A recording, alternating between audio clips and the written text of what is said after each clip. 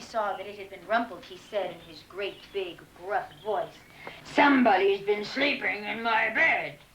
And when the mama bear got to her middle-sized bed and saw that her pillow had been rumpled, she said in her middle-sized voice, "Somebody's been sleeping in my bed." And when the wee, small, little bear went to his small, wee, little bed, he said in his tiny voice, "Somebody's been sleeping in my bed." And there she is! And when she heard that shrill voice, it frightened her so much she tumbled out of bed, ran right out the window and off into the wood, and the three bears never saw her again. Now we're late for recess. Everybody, go! Come on out.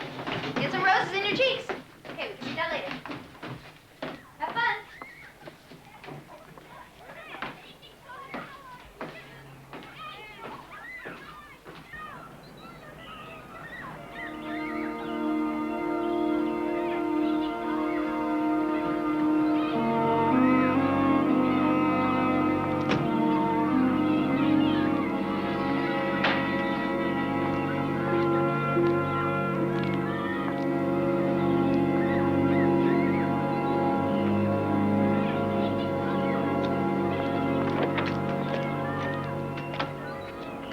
Masling, he's a lawyer.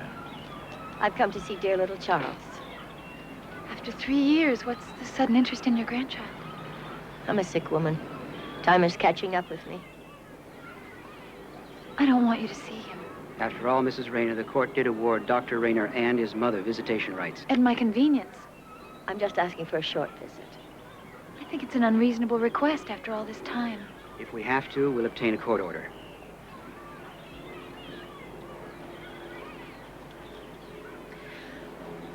Well, as long as you remain on the premises, Fine. I won't object. You still taking in boarders? No. Looks like Catherine's making quite a success of the school. Oh, Charles used to tell me about this little mongrel. Hello, Charles. Look who's here. Which one's mine? He's over there in the blue jacket. We call him Alex now. But surely his name's always been Charles. His name is Charles Alexander Rayner. We call him Alex.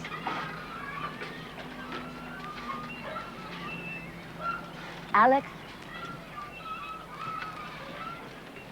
look what your grandma brought you.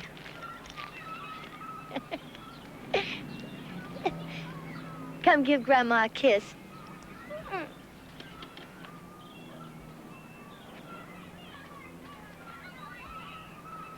there a man in my grandson's life?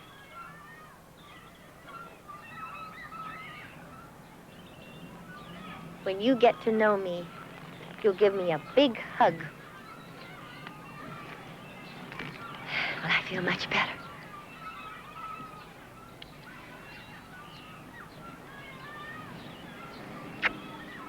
You'll have to excuse us now. It's time for the children's rest.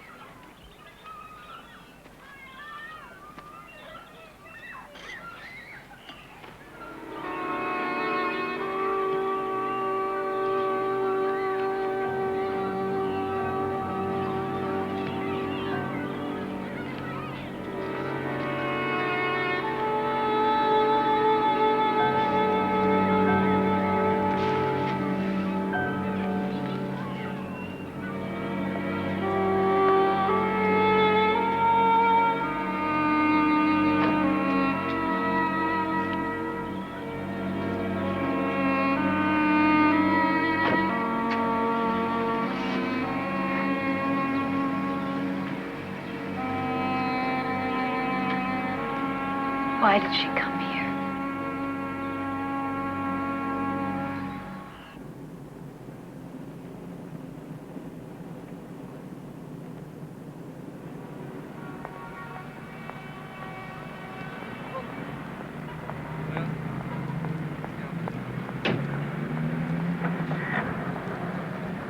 Give me a receipt for that, please.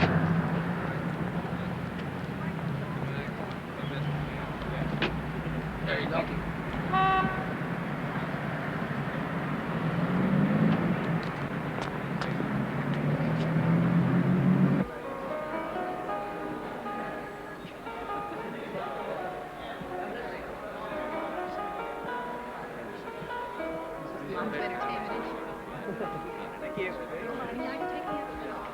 Hi, I'm Dr. Charles Rayner.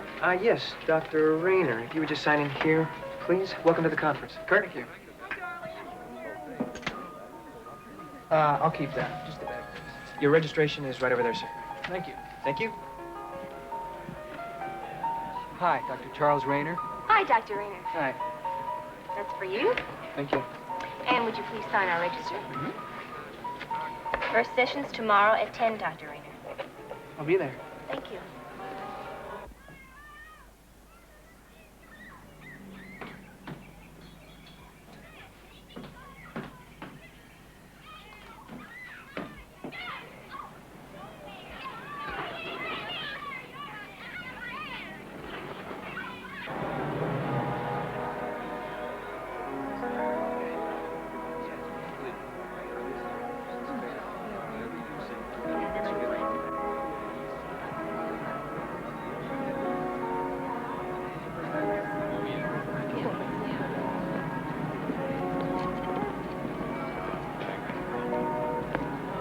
Arriving passenger Alexander Edwards.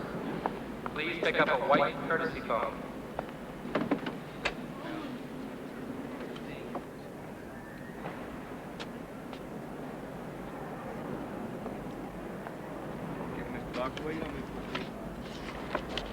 Your flight is now boarding at gate 18, Mr. Foley.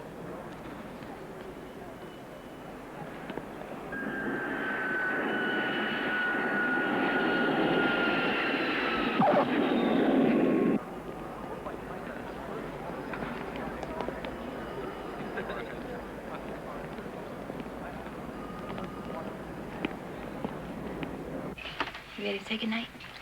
Ain't ready. Good night, sweetie.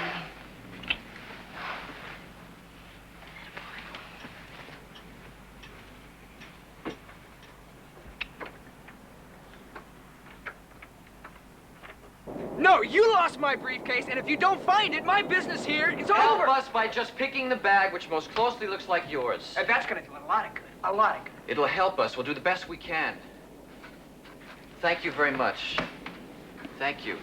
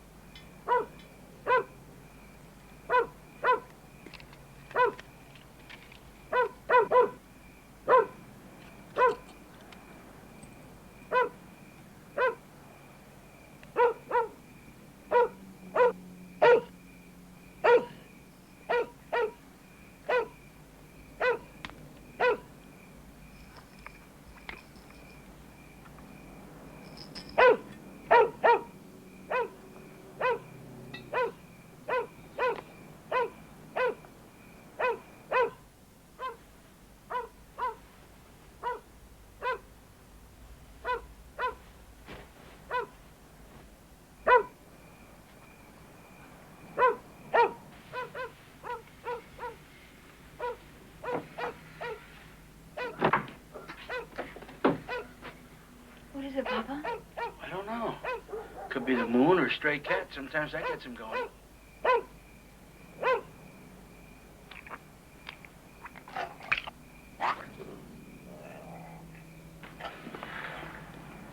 the matter, Zacho? Huh? Pretty good you getting me out of bed this late. He's just like me. He gets angry when he gets sick. Come on, Zacho. Come on. Come here. Come on.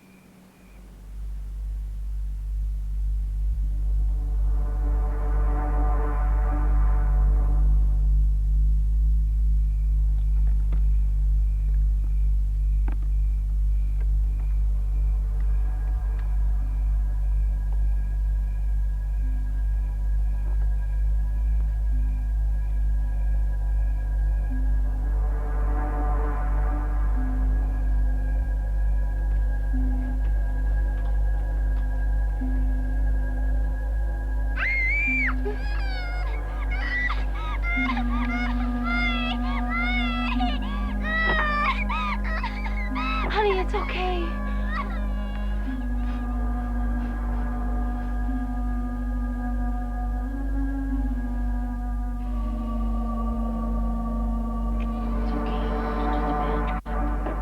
It's just a bad dream, honey. Okay? Okay? Okay. Let's see if we can go back to sleep. Let's see if we can do that for Mommy, okay? Can you do that for Mommy? Can you? I think so. Okay? You go to sleep now. Mommy's not going anywhere. Good night.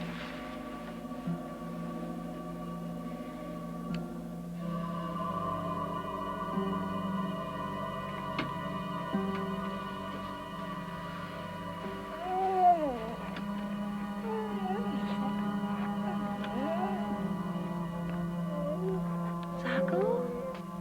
Oh, how are you, boy? Oh, you feeling better? Oh, there you go. You just stay quiet.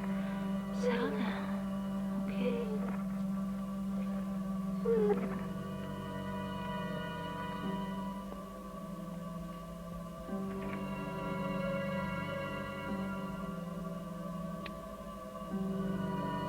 Alex?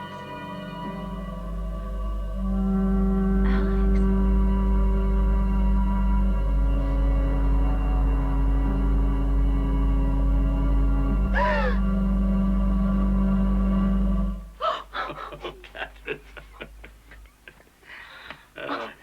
He wanted us to sleep with Papa. I was afraid, Mommy. Oh, it's all right. It's all right. Good night. I want to sleep in your bed, Mommy. I tell you what.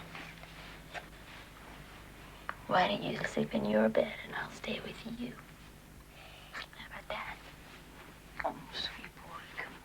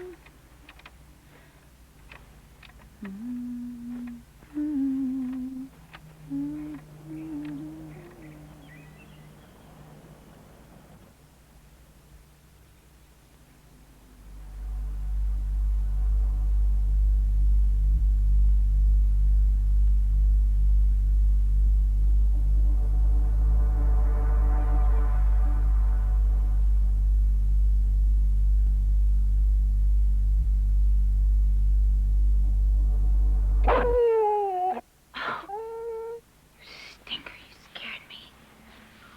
You feeling better? Oh, you feeling better? Shh, shh, shh, shh. Come on, let's go see what you want. Come on, let's go. You must be feeling better.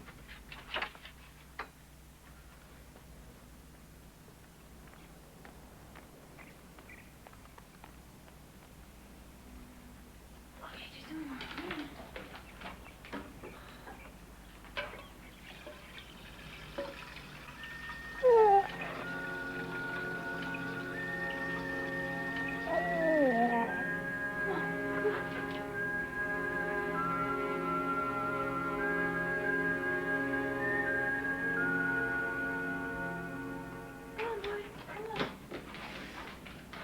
There we go.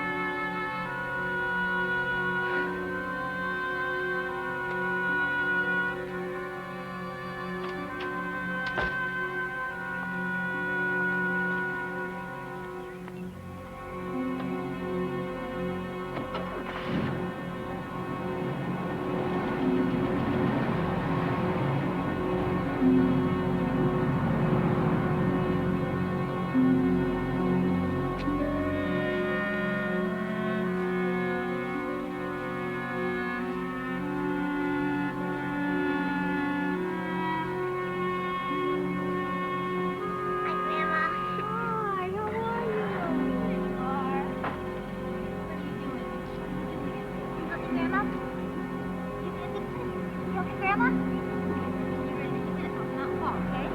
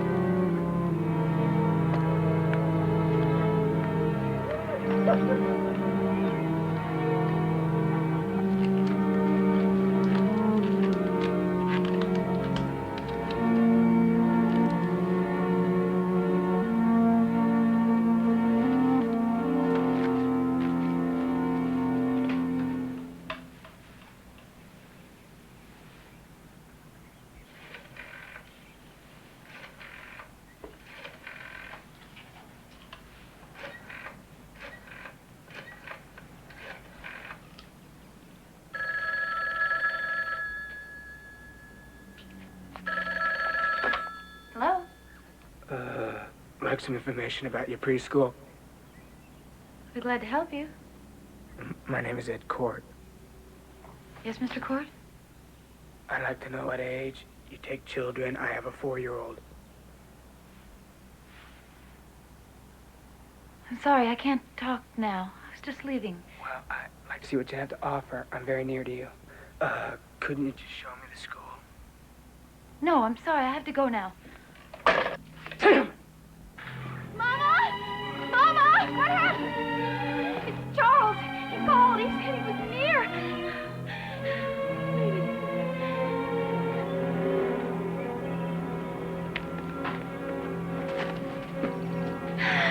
He called. He called.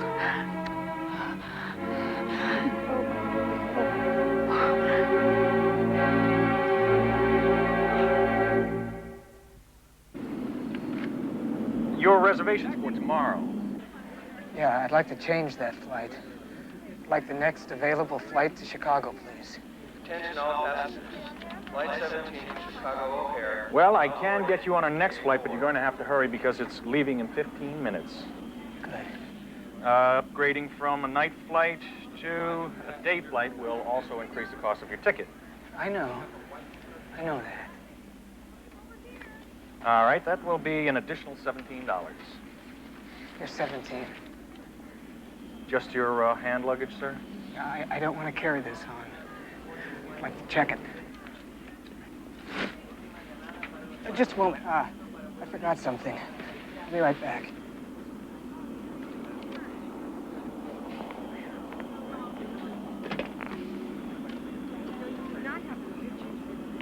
Yeah, there's a guy getting on flight 17 I'm worried about.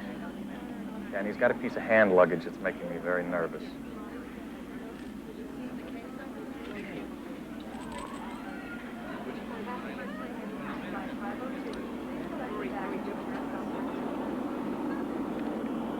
All right. Yeah, can do. Here he comes. Okay. I got what I needed. You can check it now. I'm sorry, sir. Luggage is closed. You'll have to take that on board yourself. I can't.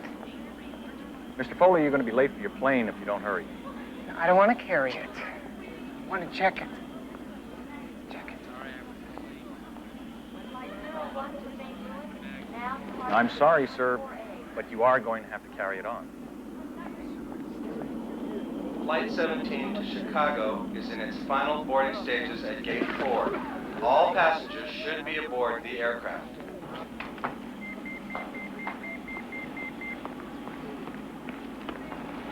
That man at the ticket counter said you checked this straight through.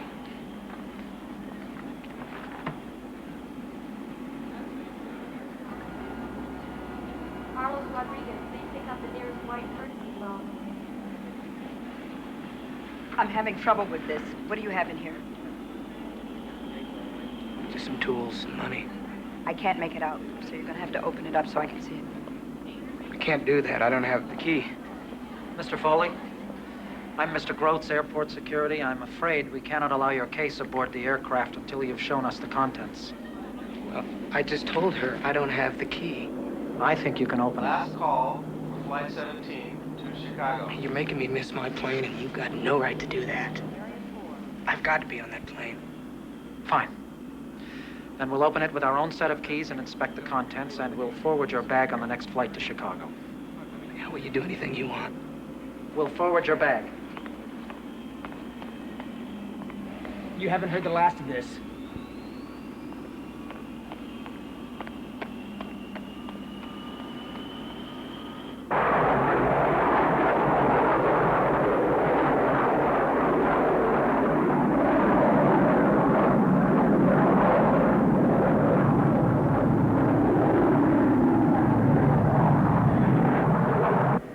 It's a real grab bag.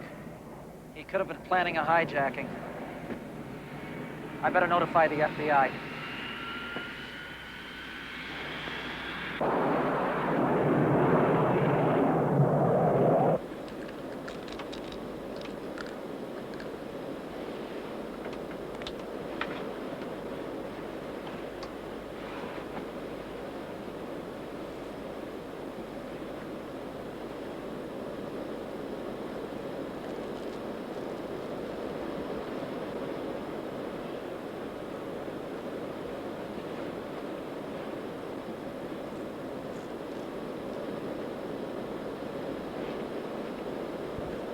Your attention, please. Flight 40 Los Angeles will be delayed for 30 minutes. Your attention. Flight 40 Los Angeles will be delayed for 30 minutes.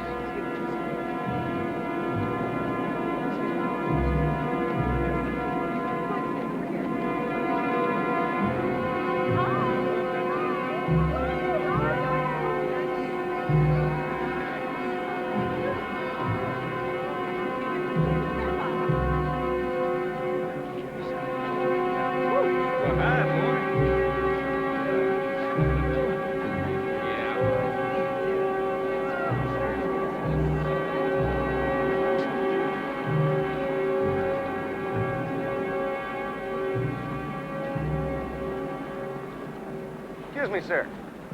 My name is George Valenzuela, Special Agent, FBI. I'd like to talk to you. What is it? What's the matter? Could you tell me your name, sir? Richard Foley. What's this all about? I didn't do anything. Would you follow us, please? You've got two sets of identification. A Dr. Charles Rayner and a driver's license with Richard Foley. Now, who are you, anyway? Dr. Charles Rayner. Are you sure about that?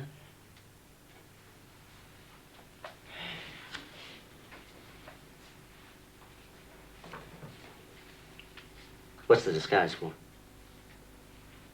I like traveling incognito. Is that so?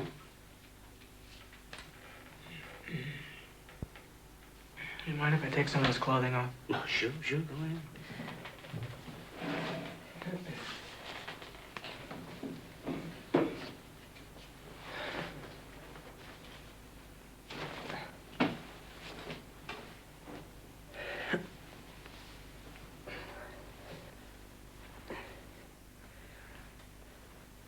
Probably think you got some big-time criminal here, huh?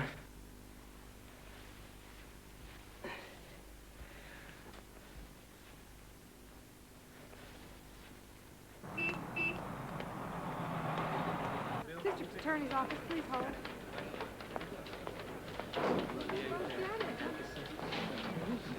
Oh, Bill, got a minute for me? I got a hearing at 2. I need your advice on this. Can we make it quick? Uh-huh. This is Sam Walton, alcohol, tobacco, and firearms. He's got something here I really think you should take a look at. Bill Garner, Chief Deputy Prosecutor. What's up? Some guy tried to get on a plane with a loaded weapon in his luggage without the carrier's permission. It could have been a hijack. But the FBI dropped the theory because the guy tried to check the bag to begin with. Where is he now? He's being held in Chicago. So? And they'll just slap his wrists on the firearms violation and send him home. This guy had a lot of detailed surveillance notes on him, some of it in code. These digits are a local telephone number. We've got the address. My first thought was, the guy's some kind of a burglar. Yeah, so what's the big deal? Something bothers me about this. First of all, the guy's a medical doctor. Now look at this.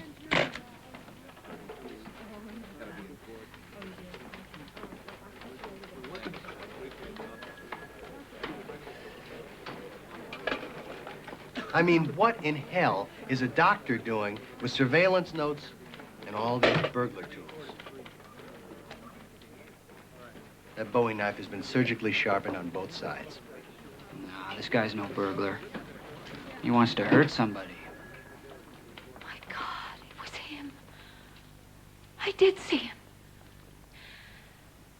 In the morning, across the street. I'd swear it was him. But he looked different.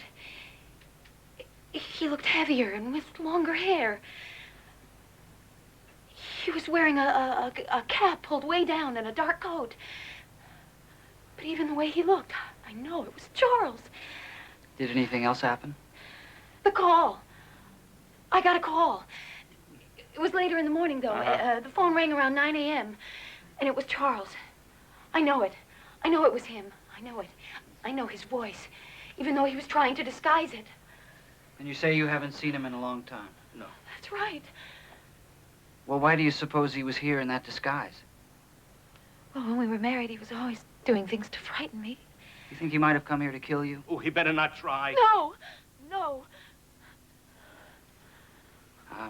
Listen, do you mind if we look around just a little bit longer? Please do whatever you have to. Right, well, if we find anything else out, we'll let you know. Thanks very much. Thank you.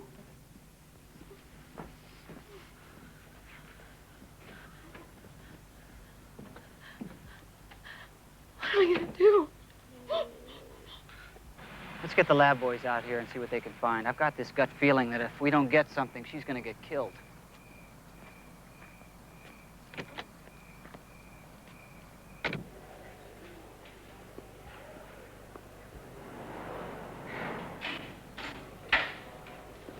Doc, you're out. What'd I tell you? Thanks again for the advice, Doc. Well, you bet. You can pick up that ointment over the counter. You'll be rid of it in a week. I hope you straighten this all out. I will.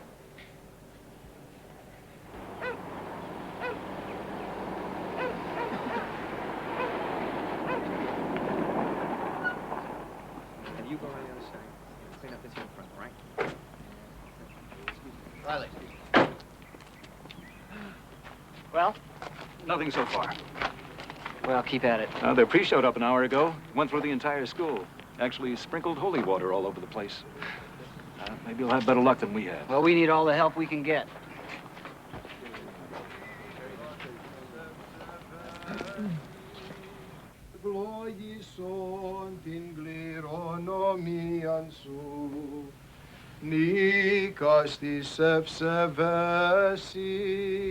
Kata varvaron dorumenos.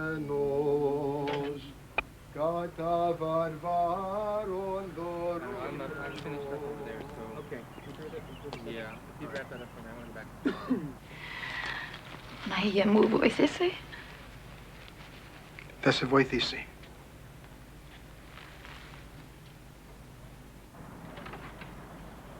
Yes, sir. Take care of it.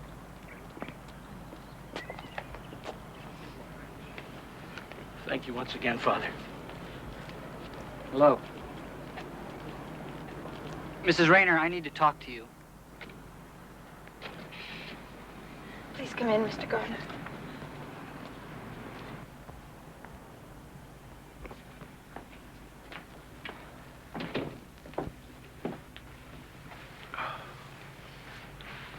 Can I get you some coffee? No, thanks very much.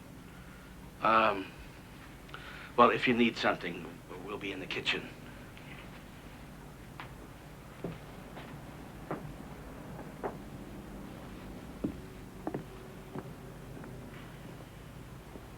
find anything? No. I didn't think you would. If he just wanted to scare you, why do you suppose he ran away? That's the way he always played his games, to scare me. Mrs. Rayner, why aren't you telling me everything? We know he was here. And we know it was no game. Do you think this is going to be the end of it? I was hoping. Mrs. Rayner, he's been released from jail. And I'm going to put police surveillance around you here. It's my duty to protect you. I don't think there's anything you can do. He's too smart. You see, this is what I don't understand. Don't you want to stop him? I don't want to provoke him. When he gets angry, he can do terrible things. Like what kind of things? Things about a knife. And how to cut people. It's sickening. I need to know, Mrs. Rayner.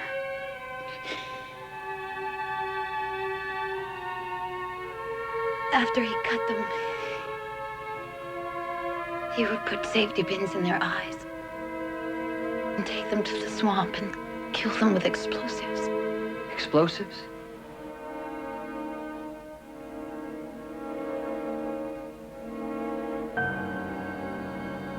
Did he ever mention to you what kind of explosives? They had to be small ones so he could stand close enough to watch. He said he'd use firecrackers. I spent 3 years trying to forget my marriage. I can't dredge this up again. Goodbye, Mr. Garner. I'm sorry. Please.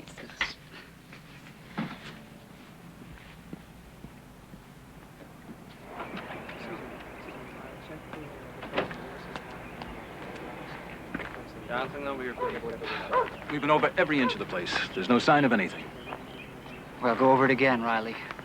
Did you check the moldings? Yeah. Did you sweep the floor? Yeah. Good. Check under the toilet seat. For what? Fingerprints. Nobody ever thinks of looking there.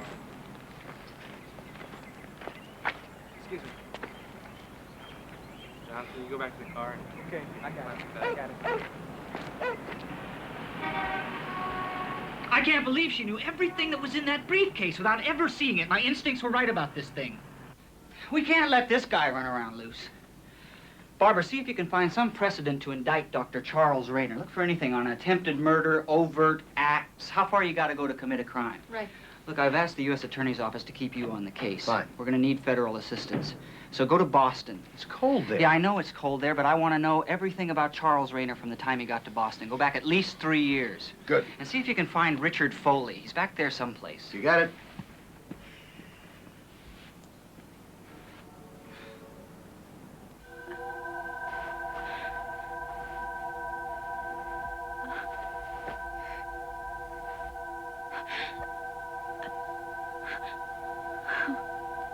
Don't you ever run from me, Catherine. I'd see you dead first.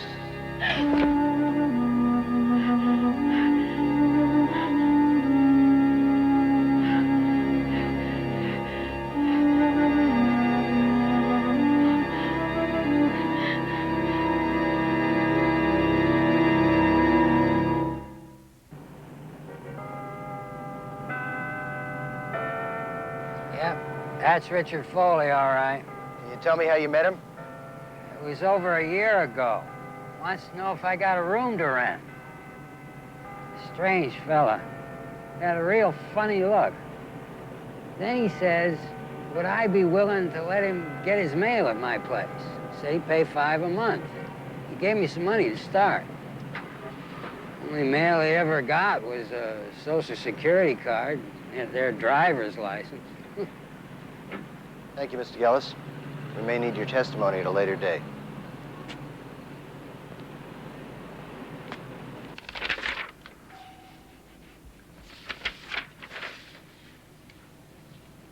You forgot something. What?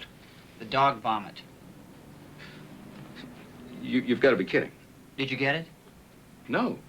we'll go out and dig up at least 3 inches of soil. Oh, come on, nobody's this perfect. There's got to be something that ties him to that house.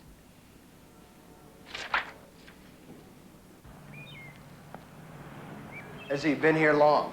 Most of his adult life. And he was in our adolescent unit before that.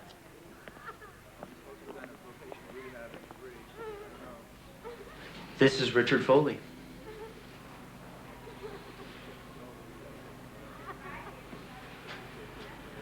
Could he have been treated by Dr. Charles Rayner? Well, doctors from County Hospital often treat our patients as part of their service. Mrs. Rayner, let's stop kidding ourselves, okay? Your ex-husband went through an elaborate scheme to establish a new identity. He took the name of a Boston mental patient named Richard Foley. He attended a medical convention in Chicago just before he came here. He established a perfect alibi. Now, he wouldn't have gone through all that trouble just to frighten you. He came here to kill you.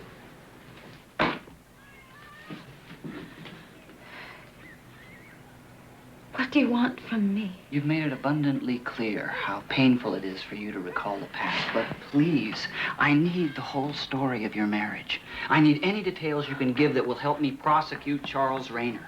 Oh, I don't... Mommy? Yes, honey? Mommy, can I go off to Jimmy's to play? Yes, you can. But go find Grandma first, okay? Okay, have fun. Don't forget your jacket. It's a nice boy you got there. Thank you. Have you ever considered what would become of him if anything happened to you?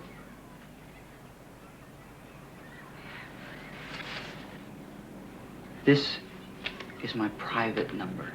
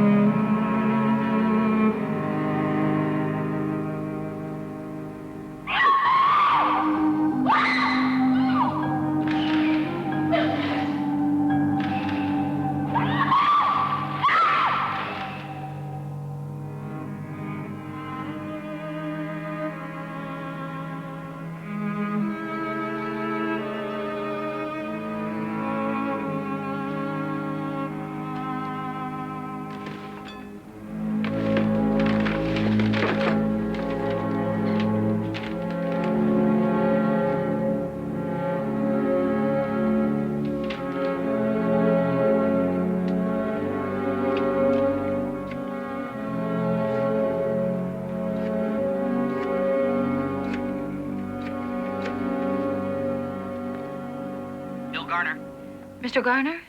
Yes. Catherine Rayner. I have something for you.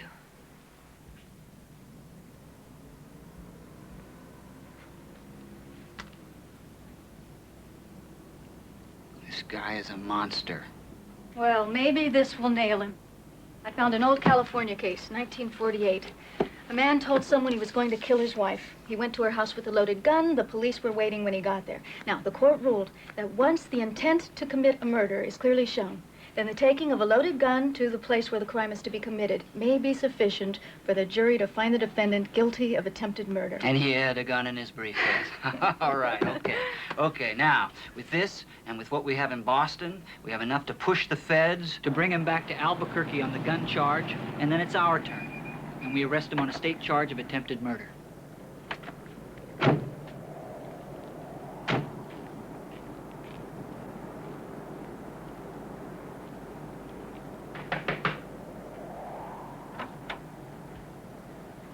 Morning, ma'am. I'm from the Bureau of Alcohol, Tobacco, and Firearms. I'm looking for Dr. Charles Rayner. Better come in before you freeze. Thank you.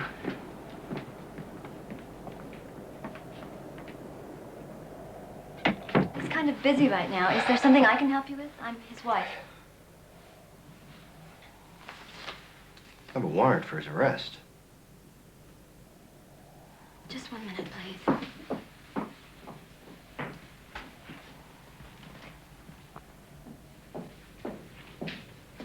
Charles.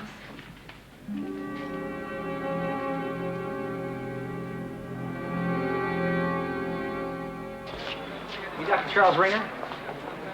Yes, I am. I'm Investigator George Taylor from the Office of Special Prosecutor William Garner. I have a warrant for your arrest for attempted murder.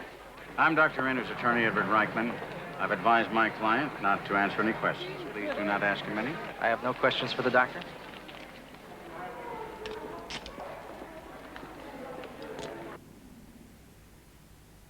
They got him behind bars. Not for long. He'll get out. Hello, Mother. You're too thin.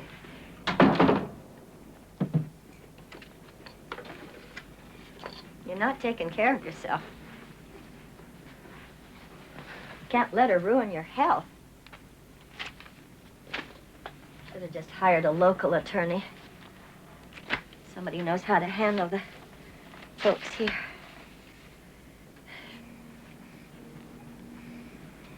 I warned you. I told you not to marry her.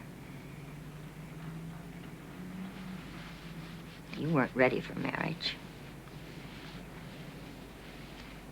Now you've got a new wife. And you're not prepared for her either.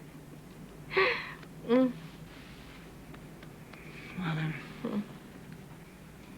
I'll do whatever I have to do.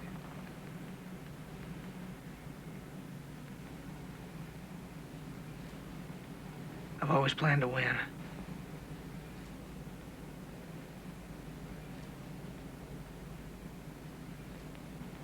I'd like to have a nice little office like this. Get down to some real old-fashioned legal work. Try attempted murder. We don't have to get into that yet. I think Rayner is in dire need of psychiatric care. Bill, you're not going to push me into an insanity plea. He's a prominent doctor, respected member of the community. The man's innocent. Okay, let's cut the bull, Counselor, shall we? And get down to it. You're here because you want to see who your opponent is. And I'm talking to you for the same reason. And if we're worth a damn, we both checked each other out. Well, I've made a few inquiries, if you want to call that checking.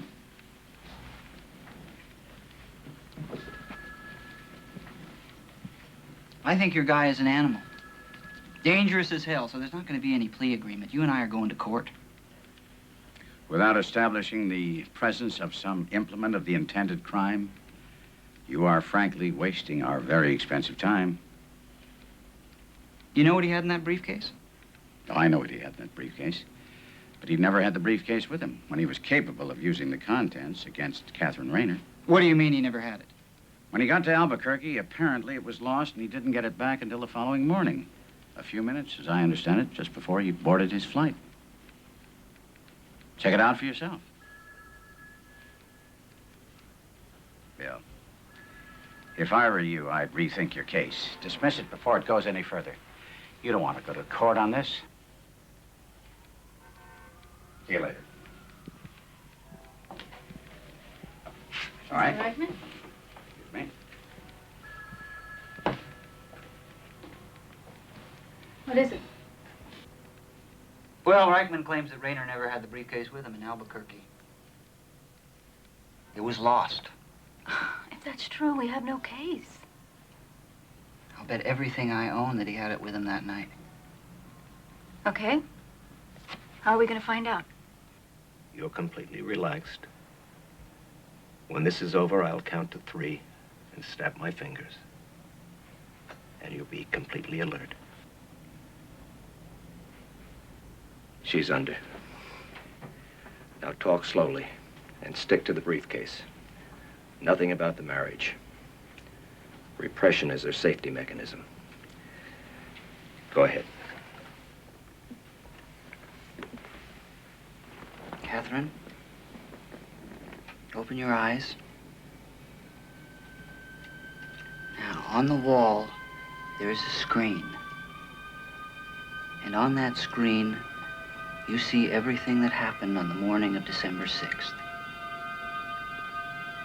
Now, what do you see in the street? Man. You see a man. Yes. And where do you see this man? Yes, across the street. And what is he doing? He's looking at the house. What kind of clothing does he have on? He's wearing a sort of a... He's wearing a black coat. And a thing on his head. Dark. Just see dark on his head. Look real close now. Magnify the picture. Now, what's he got on his head?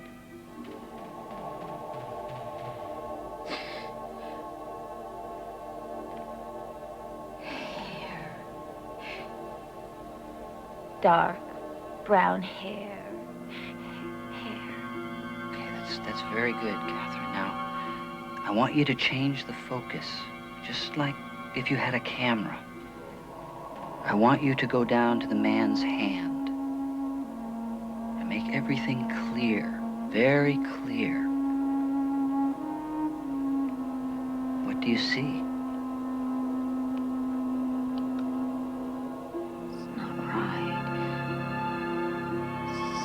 Not right. It's broken. What's broken? The handle is not sticking upright. The handle of what? Of that the handle of the briefcase.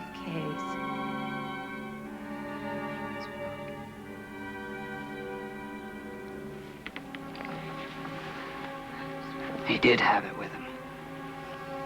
Now all I have to do is prove it. I mean, there's just no way that she could have described that broken handle unless she actually saw that briefcase. Sure, I remember. Caused a hell of a scene. He was angry as hell.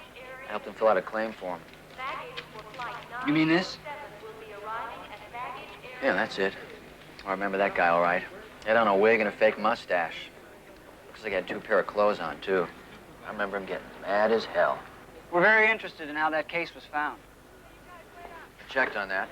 Chicago showed a not ad on the teletype. But Clerk Greer, who signed this lost claim form in the morning, marked it found Albuquerque. Now, how does a case get checked through Chicago, arrive in Albuquerque, and be lost till the next morning? Happens all the time. You mean there's no way to check on how a bag is found? Nope. Detailed records usually aren't kept when a piece of luggage shows up after it's been lost. Thanks. Everything we've got keeps proving your ex-husband's innocence. None of the hair or fibers we found in the school match Charles' wig or clothing. We still haven't gotten confirmation from the lab that he poisoned the dog. And we can't prove that he had the briefcase with him. I mean, they might feel sorry for him and give me a judicial reprimand. What are you trying to tell me? You're our only solid witness. I'm counting on your testimony. You mean on a witness stand? It's now or never, if you want to put him away. I can't be in the same room with him. Just tell the truth. What if they don't believe me? I won't be able to speak. Catherine, I'll make sure you can. I brought you here so you know what to expect.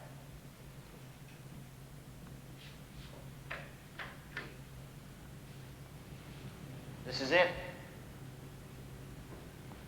Have you ever been inside a courtroom before? Oh, I went with a friend for a speeding ticket. Well, this is going to be completely different. This whole room is going to be packed. And everybody is going to be here for one case. The state of New Mexico versus Charles Rayner. Charles is going to be sitting right there. And you're going to be sitting over there, right behind me. My God, he'll be right close to me. Staring at me. Come on, Catherine. This is the witness stand, Catherine.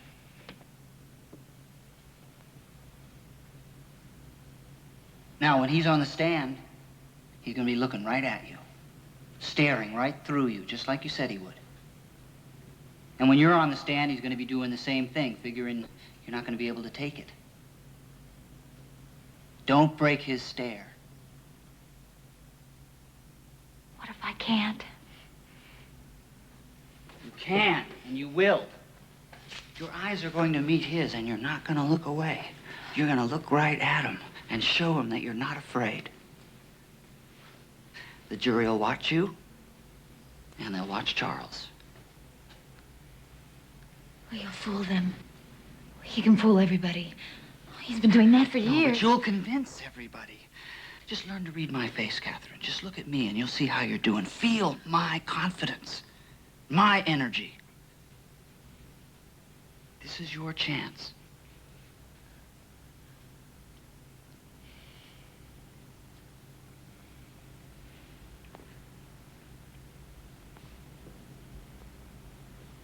Is there anything else in this case but me?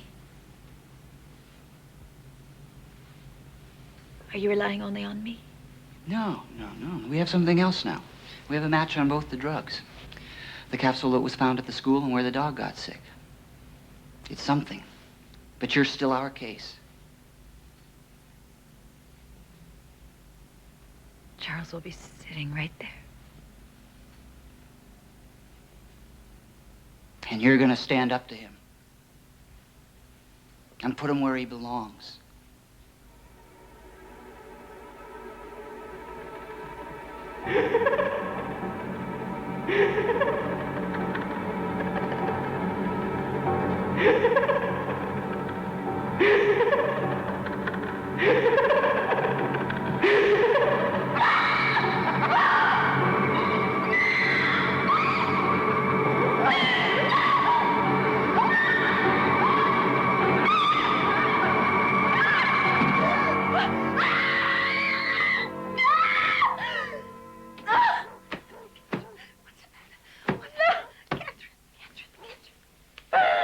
Oh, Mama, it's all coming back. I can't stand it. I can't. It's all right. Oh. I'm sorry. One of the most fascinating cases to be tried at the Bernalillo County Courthouse in some time.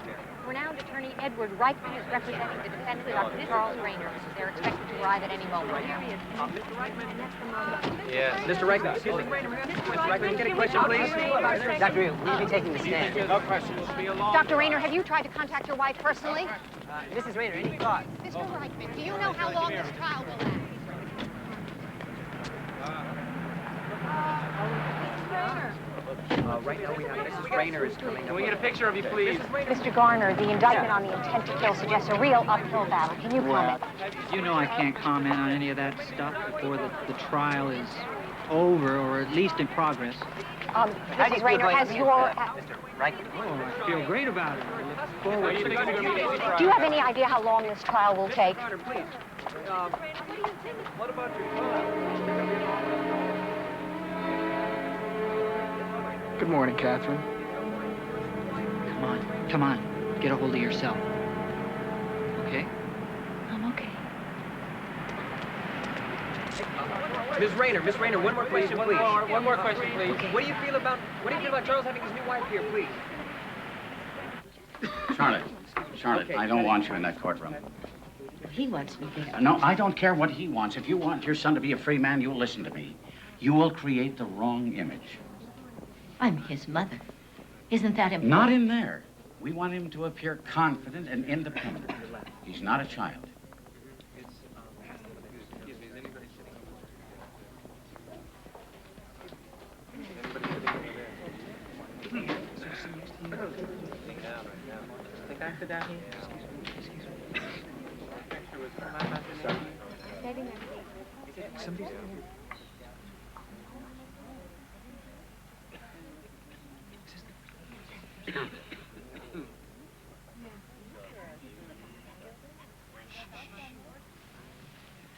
Now, in a case like this, because the victim was not assaulted or stabbed or anything else, I must prove to you what the defendant intended. You decide who recalls, who remembers, who is accurate in their testimony, who is mistaken, and if it applies, who is not telling you the truth. But the facts are yours, and no one else's. Charles Rayner reached a point in his own thinking that no matter where he turned, he felt he was wrong. He wanted to stay married. He loses that. He wanted a child. He loses that. He wanted to see his child. He loses that. We're admitting the suit with the padding and the mustache and the wig in the name of Foley, and that he took a plane from Chicago, Illinois to Albuquerque, New Mexico. Primarily, you could say, to murder his ex-wife. Yes, he went further. But he changed his mind, and he abandoned the attempt. This indictment is nothing more than a little piece of paper. It means nothing.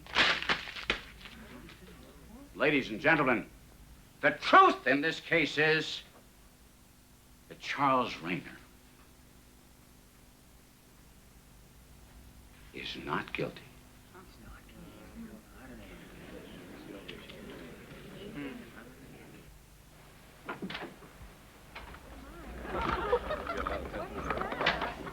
I take it that is not, in fact, your first witness. No, Your Honor. That, with your permission, is State's Exhibit number 1. You may call your first witness. State calls Peter Voss. Will you state your name, please? Peter Voss. And how are you employed? I'm a ticket agent for American Airlines. I refer you to State's Exhibit number 1. Do you recognize the disguise that Charles Rayner wore? Your Honor, this testimony is unnecessary. We will stipulate to all of this. We don't deny any of this. He's conceding everything? It's okay. I know what he's doing. And did you call the dog then, Mr. Libanos? I say, what's the matter, Zacco? You don't feel good today. And I see that I forgot to put water in his bucket. On the way, I saw the vomit on the ground, and I said to myself, that's the reason that the dog was sick. Are you sure you saw that day, the 6th? Yes, sir. And did you look around? I saw footsteps, and I think it must be tennis shoes because it's got marks. And where were those footprints? Right in front of my carport. Okay. That's all the questions I have. You may cross-examine. Well, thank you. I have no questions, Your Honor. You may be excused, Mr. Libanos. Oh. Thank you. You're free to leave.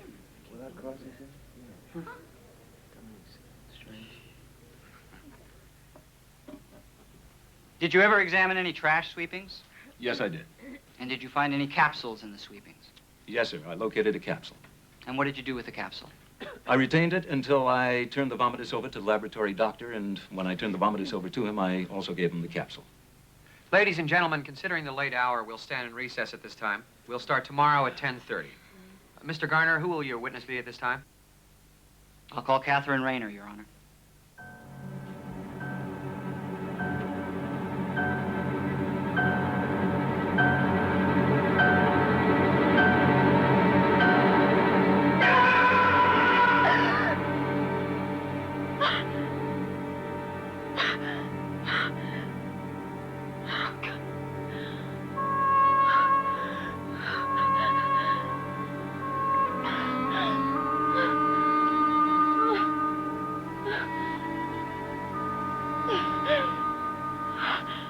Mr. Garner, you may call your first witness. That'll be Catherine Rayner, Your Honor.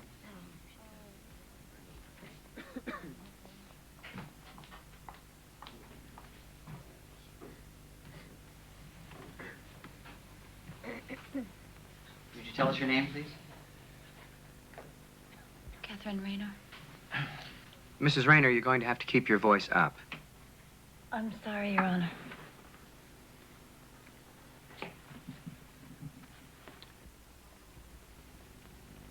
Is Charles Rayner seated in the court today? Yes. Would you point him out for the jury, please?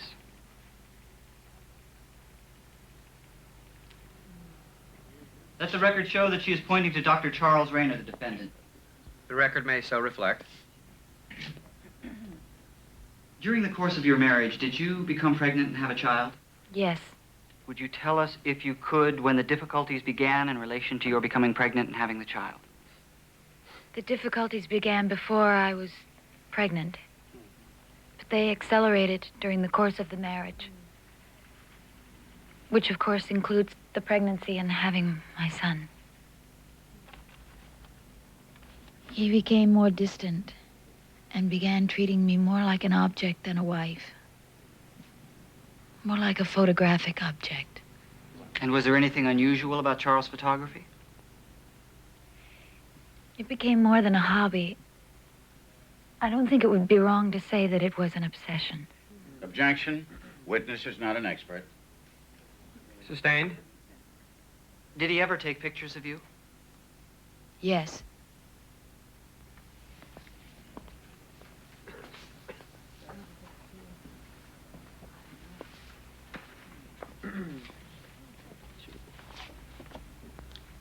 Could you describe for us the unusual circumstances when this picture was taken? He put a paperweight over the lens. It makes the picture distorted. He wanted me to open my mouth, and I wouldn't do it. As I remember it, he kicked me because he had the camera in his hands. It hurt me.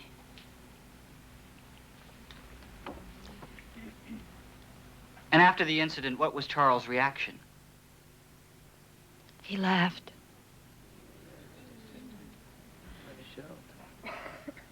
He always felt that whatever he did to me, no one would believe me because he was a doctor. Catherine, would you describe what weapons he discussed that he would use to torture someone?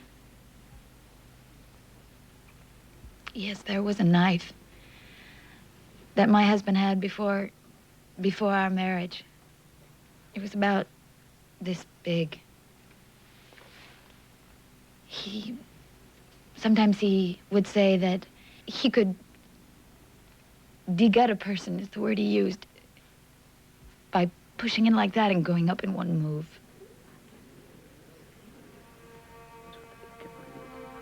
And there were safety pins and firecrackers and rope. So many other terrible things.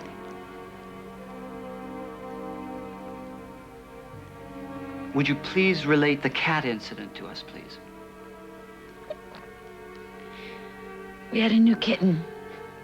It scratched Charles on the face and it ran away. Charles got angry because the cat hid when he called it. He moved the bed and grabbed the cat and threw it against the wall. That cat never walked right after that. Afterwards, he said to me, "I can't stand it when anything runs from me. Don't you ever run from me. I'd see you dead first."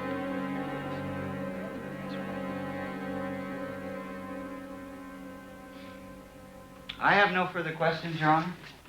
We'll take a 15-minute recess. Mr. Reichman, will you be prepared to cross-examine the witness? Yes, Your Honor. You can just feel his hatred. He's gonna get me for what I'm doing. You'll never forget this. Every glance of his wishes you were dead. And that's why you're fighting, remember? And Reichman knows his best chance of winning is to make you look bad, so he's not going to pull any punches. So don't let him get to you. Come on, you're doing great. You're straightforward, you're convincing, and you look good. Now, it all depends on how you stand up to him. Okay? Okay?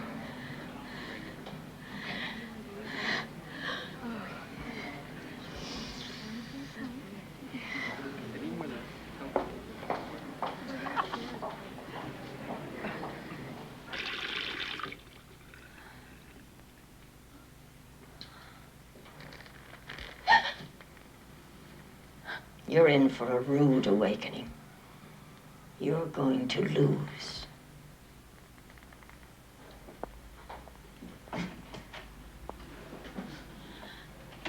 Mrs. Rayner, when you you told your husband that you were going to Albuquerque only for the purpose of seeing your ailing father, you were lying, weren't you? Objection. Sustained. Let me say that you intended to fool him so that you could run away with your child. Is that correct? Yes. You have stated that you hosted a local children's TV show? Yes, for almost 2 years. You learned to act pretty good. I taught. I noticed in your testimony today that whenever you were asked a question about your little boy, you always referred to the child as your son. I sometimes refer to him that way. Isn't it true, Mrs. Rayner, that you don't want your son to have anything to do with his father, your ex-husband? No, I don't think that's a true statement. Did you ever go or say, let's see a doctor? There's got to be something wrong with you. You've got to be out of your mind to be talking like this. I did discuss the possibility. Discuss the possibility. Here you are, married to a screwball who cripples cats, takes bizarre photographs, suggests torture. My God, Mrs. Rayner, at your age, with your education, wouldn't a rational person packed up after he went off to work and scooted out of the house? Mr. Reichman, I think I am a rational person. Uh-huh. But I think I need to explain some of the other things that made me feel this way. I was very subjugated, and I kept under my husband's, I don't want to say domineering personality, that's not the right word. But he had like a psychological hold on me, and he worked on this too. I was very afraid of him.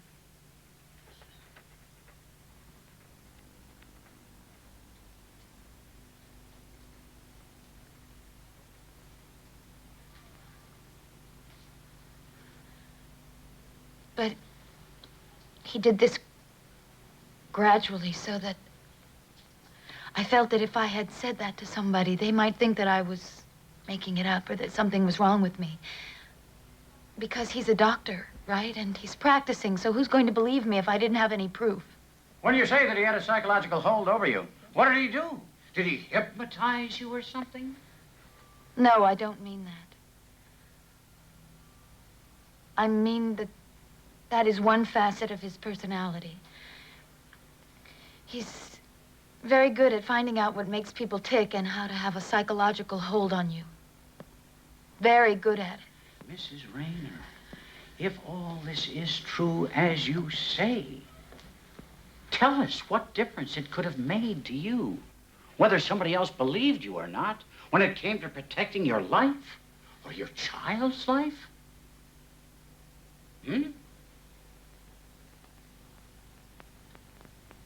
Honor, I have no further questions. Anything additional? No, I have nothing further, Your Honor.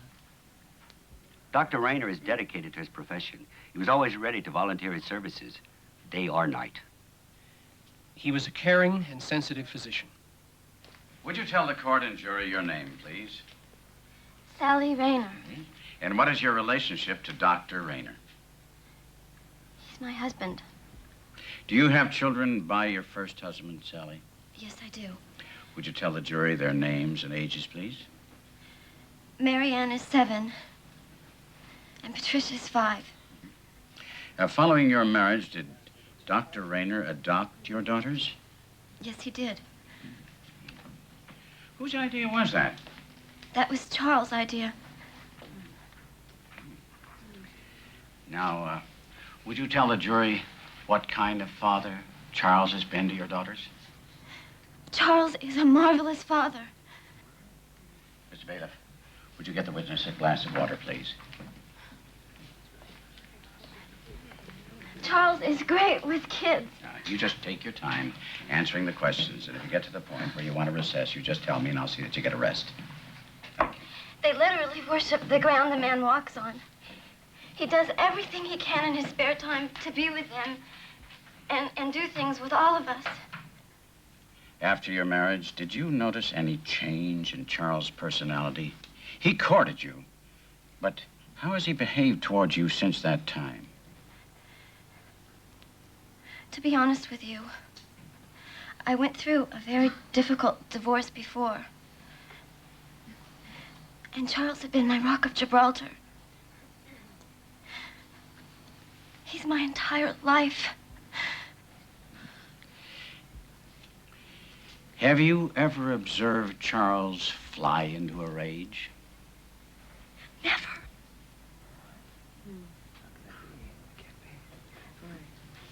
Have you ever felt terrified of him? No. Have you ever had him approach you and try to discuss inappropriate things, such as torturing people? No.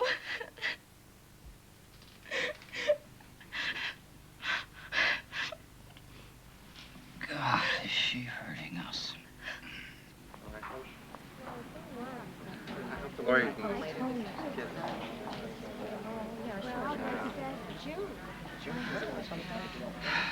God almighty, little Sally really scored in there. She makes it seem like I'm lying, like I'm crazy. Don't worry. It doesn't mean the jury didn't believe you. Charles testifies next. What if they believe him? But you left Chicago fully intending to do away with your wife. Is that right?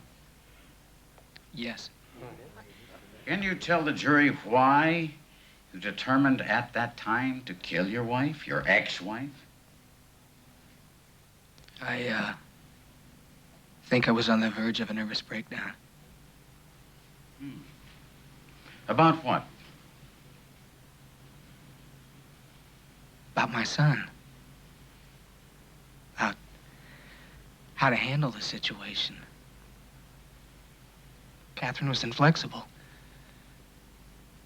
She was determined that I wasn't ever going to bring my son into contact with my family, my new family. I refer to State's Exhibit 28.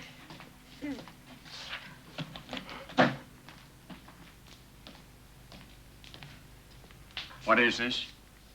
My briefcase with all the stuff in it. Stuff being the knife, gun, firecrackers, etc. Is that correct? Yes. And after you found yourself without it, what did you do? I filled out a search form at the lost baggage counter. I'm going to show you what has been entered as Defense Exhibit B. What is this? It's the form I filled out. Did you subsequently get your briefcase back? Later. So it seems, yes. When exactly did you change your mind about murdering your wife? When I arrived in Albuquerque, I realized it was... just couldn't do it. 4 years, and you come back. Were you still that mad? I wasn't mad. I was disturbed. Very much so. This is not a vengeance. This is not a vendetta sort of thing at all. Just an elimination? Yeah, that's precisely what it was.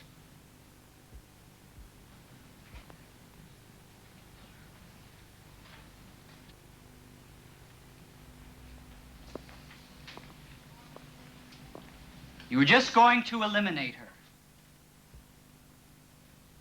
Yes. Okay. Let's talk about the briefcase. Now, what would prevent you from getting in, getting off the airplane, going to the baggage department, picking up your case, putting it someplace, and then saying, I lost it? Well, The point in that would be that they would find it at the airport when I forced them to look all over for it. I made them look everywhere. I even made them look outside where they bring the bags in. Yeah, but if you didn't describe your briefcase accurately, how are they going to find it? Objection. Sustained. Did you describe that briefcase by telling them to look for type 43? Yes, I told the agent that. Yes. Is it your testimony that type 43 is the description of what that briefcase states 28 looks like? That is my interpretation.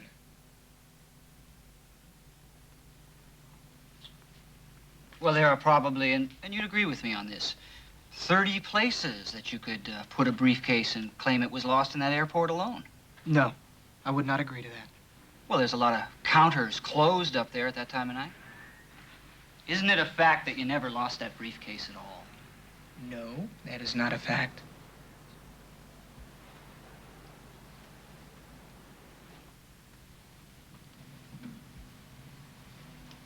I have no more questions for the defendant. Your Honor, at this time, the defense rests. Due to the late hour, we will not proceed with final argument until 10 a.m. tomorrow. The admonition previously given to the jury remains in effect.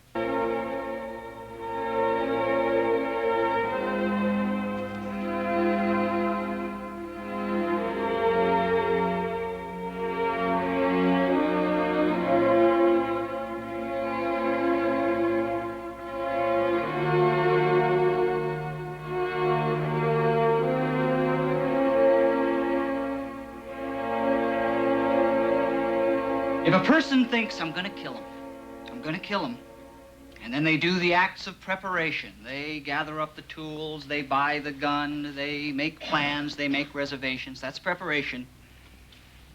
He can stop, and he should be allowed to. That's what we would hope for in our society. All of us reach that point at some time where we think of something, and then we think, well, this is ridiculous. This is asinine. If a person stops before he starts to act it out, no crime has been committed. But if he is forced to stop, then that is no excuse. The law does not reward the unsuccessful criminal. Now just consider, if you would, please. What would have happened if that little dog hadn't barked and woken that family up?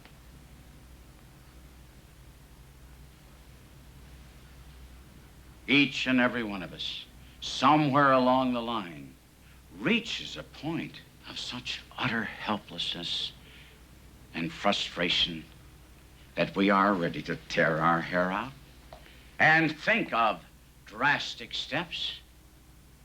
But what should the verdict be? Are there reasonable doubts? Is the lost baggage a reasonable doubt? Is Catherine's testimony a reasonable doubt? And is the fact that he never made any overt acts towards her a reasonable doubt? And what of Sally Rayner's testimony of her life with him? Is that a murderous life? Is that a life consistent to what was testified to by Catherine Rayner? Ladies and gentlemen of the jury, the decision is yours. In the crime of attempted murder, a necessary fact to be proved is the existence in the mind of the defendant of the specific intent to kill. And unless such intent to kill so exists, that crime has not been committed. The defendant is not on trial for any act or conduct not alleged in the indictment.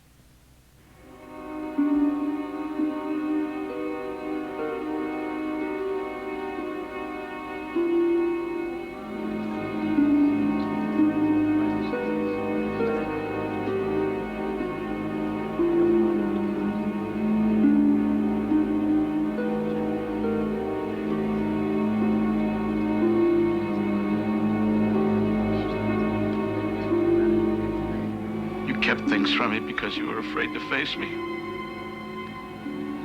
I wanted to protect you from bad things. I only made you afraid to protect yourself. For this, I ask you to forgive me. want me to forgive you for being a good man. I love you, Papa.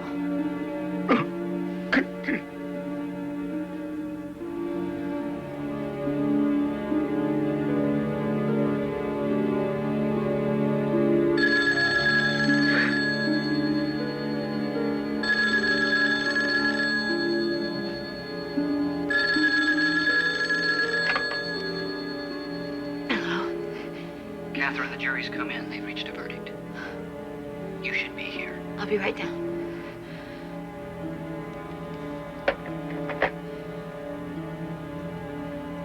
They've reached a verdict.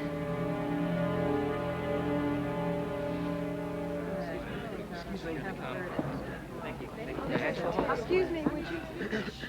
Quiet.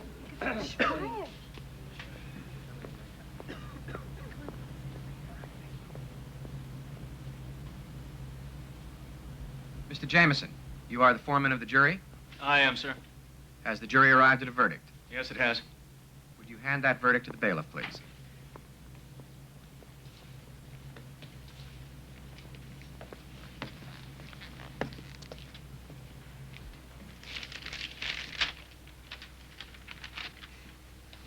We, the jury, duly impaneled and sworn in the above entitled action, upon our oaths do find the defendant, Charles Rayner, guilty of the crime of attempted murder, second degree, as charged in the indictment. Your Honor, in light of the conviction and due to the seriousness of the offense, I request that the defendant be taken into custody.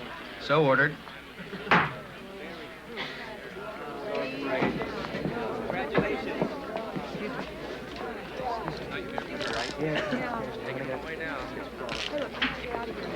Guilty. Dr. Rayner, do you have any comments? Would you at least tell us, you're planning an appeal? And you, Mrs. Rayner, why did you ever marry him? You're going to run!